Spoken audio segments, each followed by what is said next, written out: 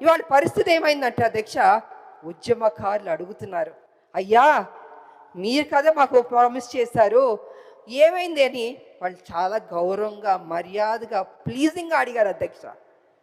కానీ నాకు తెలియదు అధ్యక్ష, ఎందుకు డిలే అయిందో నాకు తెలియదు అధ్యక్ష. ఇవాళ కమిటీ వేస్తానని కూడా అని చెప్పారు. నా ఉద్దేశంలో అయితే అధ్యక్ష, కమిటీ అన్నది కొంచెం డిలే అవుతుంది అధ్యక్ష.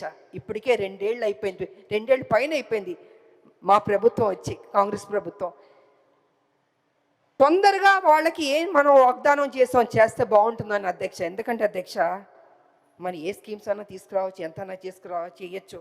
కానీ తెలంగాణలో ఉన్న ప్రతి బిడ్డ, ప్రతి రాజకీయ నాయకుడు, ప్రతి ఒక్కళ్ళు ఉద్యమకారుల గురించి గుర్తు పెట్టుకోవాలి అధ్యక్ష.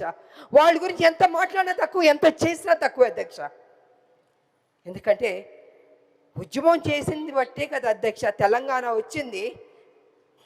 మేమందరూ పోరాటం చేయబట్టే కదా అధ్యక్ష తెలంగాణ వచ్చింది. ఇవాళ తెలంగాణ రాకపోతే ముఖ్యమంత్రులు, మంత్రులు, అధికారులు అందరూ ఉంటారు అధ్యక్ష.